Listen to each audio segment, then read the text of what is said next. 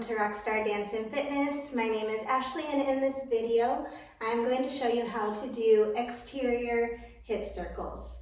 So with this hip circle, we are using more of a skeletal movement, and half of it is the hip slide side to side. So if you don't know how to do that, I recommend going back to video 4, I think, in this series, and that one is the one that explains how to do hip slides side to side. The other half of this movement is a hip slide forward and back. So the way I generally teach this is you want to start out with your knees slightly loose, belly button is pulled in so your hips are tucked underneath your shoulders, and then you're just going to practice. Imagine that somebody's got their hands on your hips and they're just going to try to slide you forward. So you're sliding forward without tilting forward or back. So we're not really engaging our lower abs. You're just sliding and pressing your hips forward. So the weight shifts a little bit more towards the balls of your feet. And then to go backwards, again, we don't want to be bending our knees to create this movement, and we don't want to be tilting forward and back. You're just going straight back with the hips, like somebody's just pulling them back. So you're gonna imagine like you've got a string attached here, right at your tailbone, and it's just pulling back. So I'm squeezing, like pulling my belly button towards my spine here to pull it back. Shifting forward, and then here's where you engage your core a little bit to pull it back. Forward and back. Okay, and then when we combine that with the side to side, that's where you get the full circle.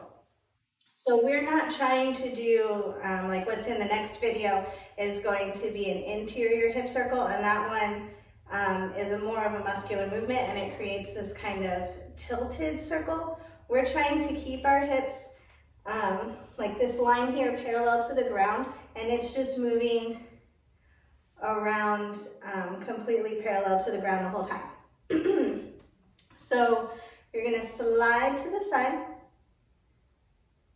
shift the weight forward, slide the hips forward, slide to the other side, and then you're going to pull the belly button in and let the hips slide back.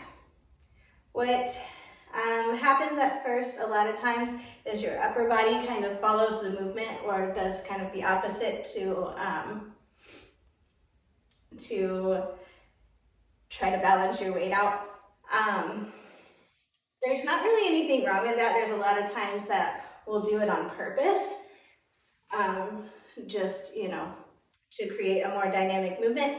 But for the purpose of drilling this movement and getting just the basic exterior hip circle into your mind and your body, I want you to try to keep your chest lifted and keep your head and chest from moving. So try to keep that really in the center. Something's got a string on the top of your head and they're just holding you right there, and your hips are sliding around in a circle around that center point.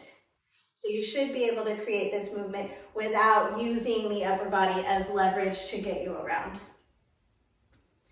And sometimes it does help to put your hands here, and that, for whatever reason, helps people anchor their upper body when you're drilling lower body movements.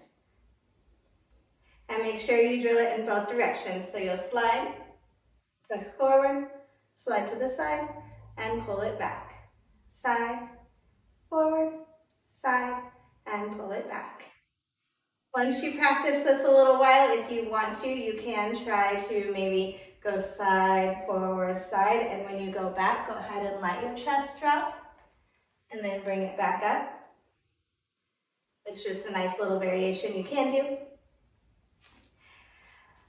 All right, that's how you do exterior hip circles. Thank you for joining me, and join me for my next video. Like and subscribe if you like these.